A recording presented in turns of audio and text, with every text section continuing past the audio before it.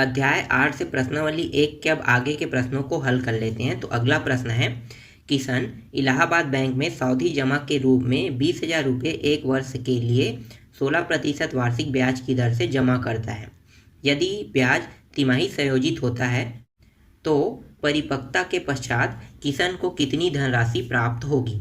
तो किशन को जो पैसा मिलेगा उसे हमें निकालना है। तो इसमें जिक्र क्या हुआ है, सावधि जमा खाता का जिक्र हुआ है। सावधि जमा खाता के लिए कौन सा सूत्र लगेगा, तो सावधि जमा खाता जब भी कहा जाएगा तो यहाँ पे हमें सूत्र लगाना है A बराबर P1 प्लस R/100 और ये रहा N।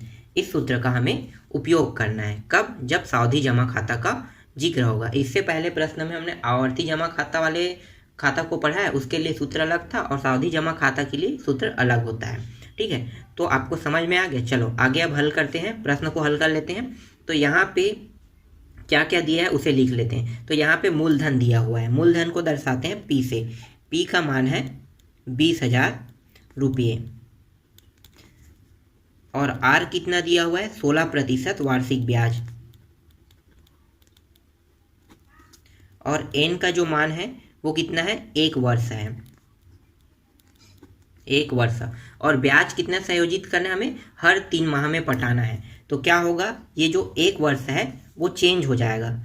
तो क्या 1 वर्ष है वो चेंज हो जाएगा, तो चेंज करेंगे तो देखो हर 3 माह में पटाना है। तो 1 वर्षों को अगर माह में बांटते हैं तो हर 3 माह में 3 प्लस 3 प्लस 3 प्लस 3, कितने माह हो गए, 1 2 3 4। ठीक है, मतलब 12 माह हो गए, 3 दिन दूनी 6, 3 3 3 चौक 12। तो 12 माह में हम हर 3 माह में संयोजित करेंगे। तो ये पहला तिमाही, दूसरा तिमाही, तीसरा और चौथा, कितने बार पटा रहे हैं, 4 बार पटा रहे हैं। देखो पहला, दूसरा, तीसरा, चौथा। ठीक है, तो 1 साल में हम 4 बार ब्याज पटा रहे हैं। तो N का मान क्या बन गया, N का मान यहाँ पे 4 तिमाही आ गया।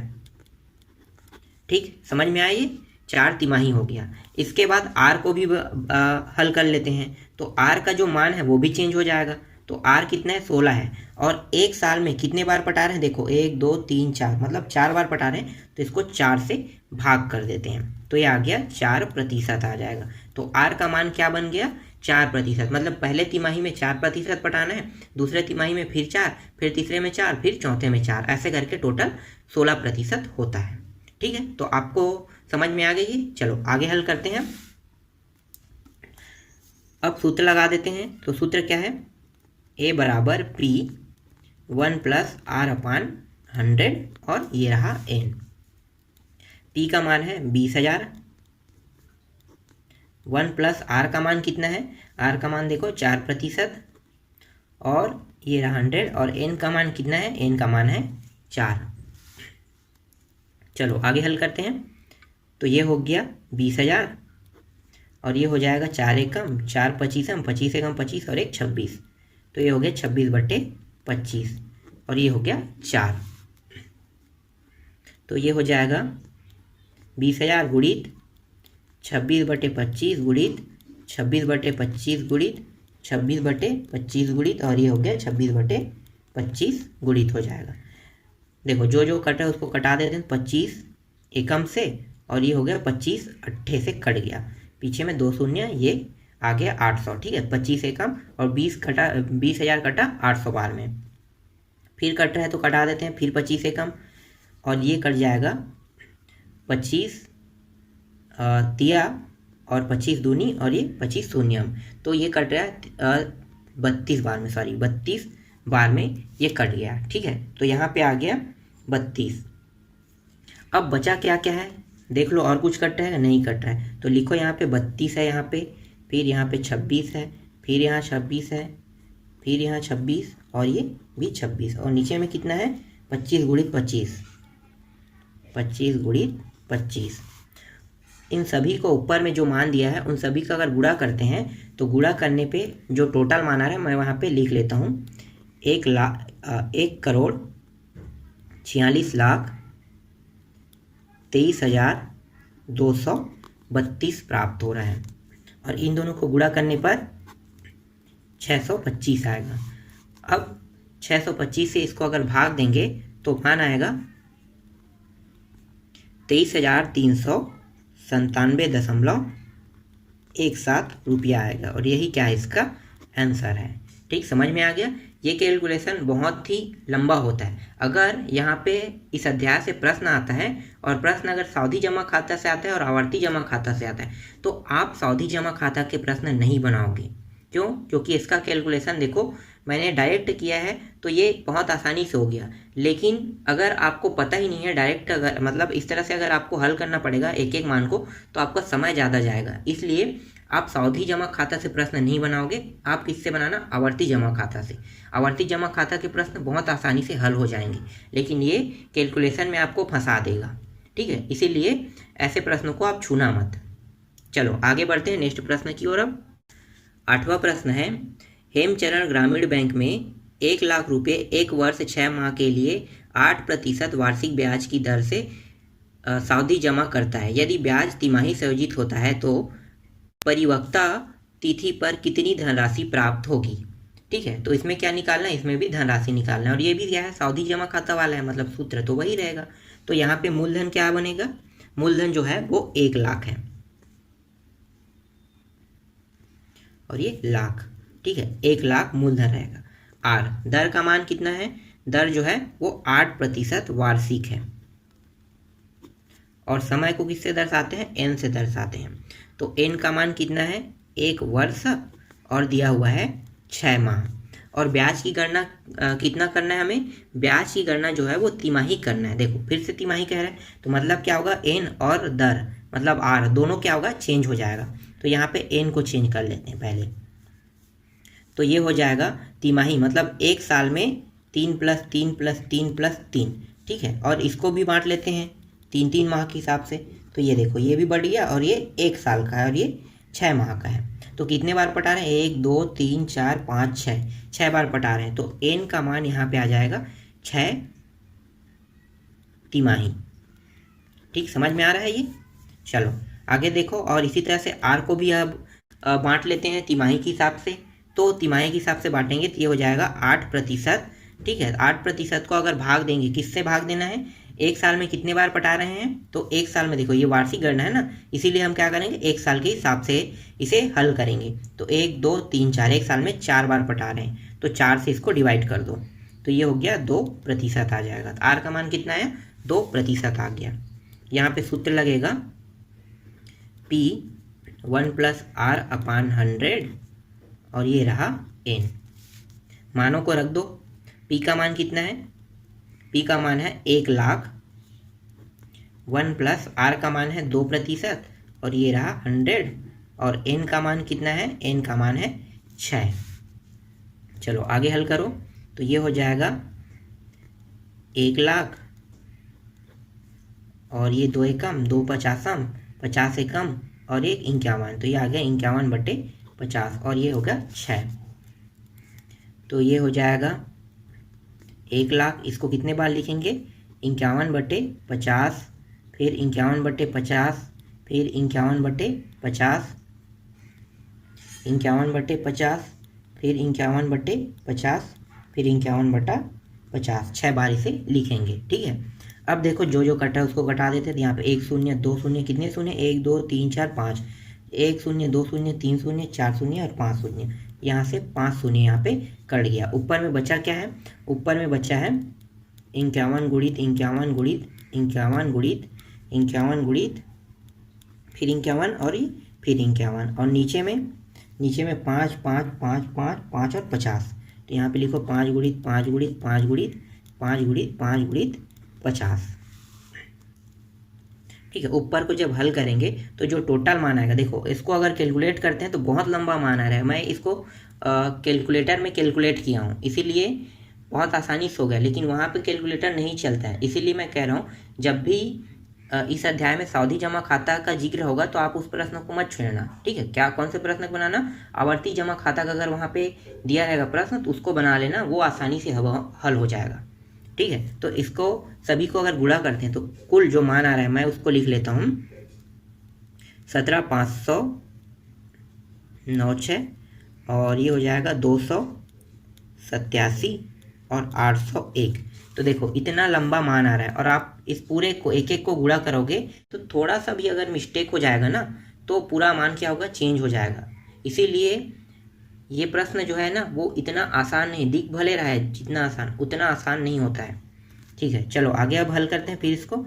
अब इसको भी गुणा कर लेते हैं, तो इसका गुणा करेंगे तो ये आएगा 15 और 625 और ये 0। इसको अब भाग देंगे तो मान जो आएगा वो आ रहा है 1,12,162.24 रुपया आएगा। तो एक का मान यहाँ पे आ गया, 1,12,162.24 रुपया प्राप्त हुआ। ठीक, समझ में आया। चलो आगे अब हल कर लेते हैं नेक्स्ट प्रश्न को। 9वां प्रश्न है, एक व्यक्ति सावधि जमा खाता में 4% वार्षिक ब्याज की दर से 2 वर्ष के लिए 2 लाख रुपए निवेश करता है, तो उसे परिपक्वता के समय कितनी धनराशि प्राप्त होगी यदि ब्याज वार्षिक संयोजित होता है तब। ठीक है, तो यहाँ पे क्या क्या दिया हुआ है, मूलधन दिया हुआ है, कितना है, 2 लाख। देखो कितना लंबा प्रश्न बनवा रहा है ये, और ऐसे प्रश्न भी आते भी नहीं है एग्जाम में, इतना लंबा प्रश्न वो एग्जाम में देगा भी नहीं। ठीक है, आसान प्रश्नों को देता है। तो ये रहा 2 लाख रुपये। फिर आर का मान देख लेते हैं, आर का मान है 4% और एन का जो मान है वो है 2 वर्ष। ठीक है, यहाँ पे 2 वर्ष रहेगा। इसमें किसी में चेंज करने के लिए कहा है क्या कि क्या हमें ब्याज को 6 माही पटाना है या तिमाही पटाना है, यहाँ पे लिखा है क्या, नहीं, इस प्रश्न में नहीं लिखा है। तो क्या होगा, ब्याज की गणना वार्षिक होगा। तो यहाँ पे आर और एन चेंज नहीं करेंगे, जैसा है वैसा ही रखेंगे। चलो सूत्र लिख लेते हैं, P1 + R/100 और ये रहा N। P का मान कितना है, 2 लाख, तो लिखो यहाँ पे 2 लाख। 1 + R का मान है 4% और ये रहा 100 और N का जो मान है वो है 2 वर्ष। तो ये हो गया इकाई, दहाई, सैकड़ा, हजार, 10,000, लाख। ठीक है, तो 2 लाख ये हो जाएगा 4 एकम 4 पचीसम, 25 एकम 25, 25 एक 26, 26/25 आ जाएगा। फिर ये भी हो जाएगा 26/25 हो जाएगा। चलो इसको हल करते हैं, तो ये हो जाएगा 25 एकम 25 अट्ठे और ये रहा 3 शून्य। फिर इसको भी काट देते हैं 25 एकम, तो ये हो गया 25 दिया, 25 दूनी 25 शून्यम, 320 आ जाएगा यहाँ पे। तो बचा क्या, 320 × 26 × 26 बचा है। इन सभी को गुणा करेंगे तो कुल मान आएगा 2,16,320 रुपया। ठीक, तो ए का मान निकल गया, ए का मान कितना आया, 2,16,320 रुपया प्राप्त हुआ। ठीक है, ये इसका आंसर है। चलो आगे हल करते हैं नेक्स्ट प्रश्न को। अब 10वां प्रश्न है, नीलेश बैंक ऑफ इंडिया में 50,000 का 1 वर्ष के लिए 8% वार्षिक ब्याज की दर से सावधि जमा करता है, जमा खाता खोलता है। यदि ब्याज तिमाही संयोजित किया जाता है तो उसे 1 वर्ष पश्चात कितनी धनराशि भुगतान बैंक के द्वारा किया जाएगा।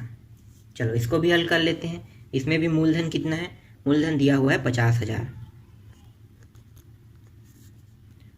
दर जो दिया हुआ है वो है 8% वार्षिक, और एन का जो मान है वो है 1 वर्ष। और ब्याज की गणना किस में करना है, ब्याज की जो गणना करना है उसे हमें तिमाही करना है। ठीक है, तो ये चेंज हो जाएगा 3 + 3 + 3 + 3, कितने बार पटा रहे हैं, 4 बार। तो यहाँ पे एन का मान आ गया 4 तिमाही। इसी तरह से आर का मान निकाल लेते हैं, तो कितने से भाग करेंगे, आर को 4 से करेंगे क्योंकि 1 साल में 4 बार पटा रहे हैं, तो 8/4, तो ये आ गया 2%। सूत्र लगा देते हैं, तो ए का जो सूत्र है वो है, पी का मान मैं डायरेक्ट रख लेता हूँ, 50,000 आएगा। फिर 1 + आर का मान 2 और ये रहा 100। एन का मान कितना आया है, एन का मान आया है 4 तिमाही। चलो आगे हल करो, तो ये हो गया 50,000, 2 एकम 2 पचासम, तो ये आ गया 51/50। कितने बार होगा, 4 बार, 51/50, फिर 51/50, फिर 51/50। यहाँ पे कितने जीरो है, 1 2 3 4, यहाँ भी 4 है, यहाँ भी 4 जीरो, काट दो, ये रहा, चारों जीरो कट गया। यहाँ पे 5 एकम 5 एकम कट गया यहाँ पे। इस तरह से बचा कितना है, बचा है 51 गुणित 51 गुणित 51 गुणित 51 बस बचा है। और नीचे में 5 5 5 5 गुणित 5 गुणित यहाँ पे 5 बचा है। चलो मैं यहाँ पे डायरेक्ट मान लिख देता हूँ। इन तीनों को गुणा करेंगे और इन सभी को गुणा करने के बाद जब कटाएंगे तो जो मान आ रहा है मैं वो इसको डायरेक्ट लिख लेता हूँ, ठीक है। तो ये आ रहा है 54,121.60 रुपया आ रहा है। तो यहाँ पे ए का मान कितना प्राप्त हो गया, ए का मान 54,121.60 रुपया प्राप्त होता है, ठीक। ये इसका आंसर है। 11वां प्रश्न है, पुष्पा ने 60,000 को 1 वर्ष 6 माह के लिए सावधि जमा खाते में निवेश किया। परिपक्वता तिथि पर कितने धन की प्राप्ति होगी यदि ब्याज की दर 12% वार्षिक हो तथा ब्याज प्रति 6 माह के बाद संयोजित किया जाएगा। इसमें क्या करना है, ब्याज को 6 माह ही देना है। तो क्या क्या मान दिया हुआ है, पी का मान दिया हुआ है 60,000, लिखते जाओ यहाँ पे। आर जो है वो 12% वार्षिक है। और एन का जो मान है वो कितना दिया हुआ है, एन का मान दिया हुआ है 1 वर्ष 6 माह, ठीक है। तो ब्याज की गणना में क्या करना है, 6 माह ही करना है, अर्धवार्षिक करना है, मतलब 1 साल में 2 बार पटेगा, ठीक है। तो ये कितना है, 1 साल को 6 + 6 प्लस और एक यहाँ पे 6 और है, तो मतलब हमें टोटल 3 बार पटाना है। तो एन का मान आ जाएगा 3 छमाही आ जाएगा। इसी तरह से आर को भी बना लेते हैं। तो आर को भी बांटते हैं, तो ये 12% है।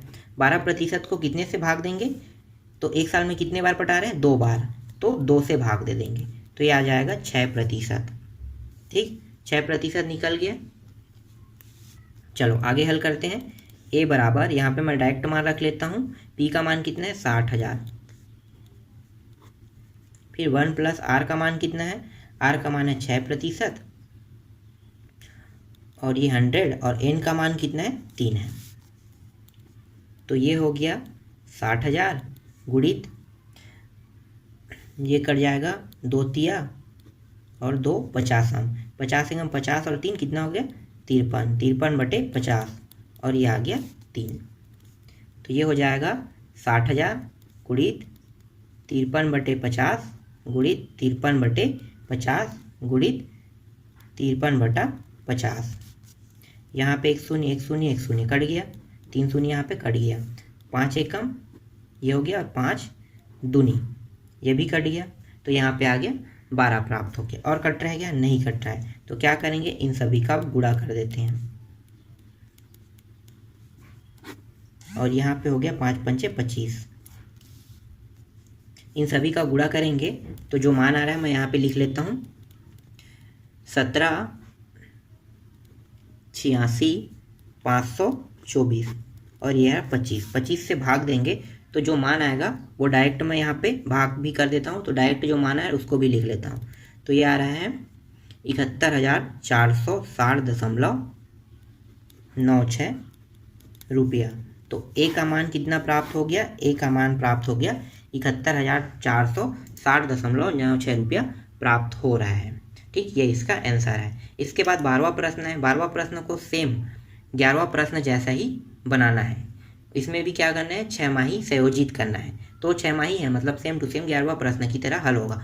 और ये जो 12वां प्रश्न है ये बहुत ही इंपॉर्टेंट प्रश्न है, ये बोर्ड एग्जाम पे आता है, ठीक है। तो ये प्रश्न जो बोर्ड एग्जाम में आ रहा है इसको आप लोग खुद बना के देखना।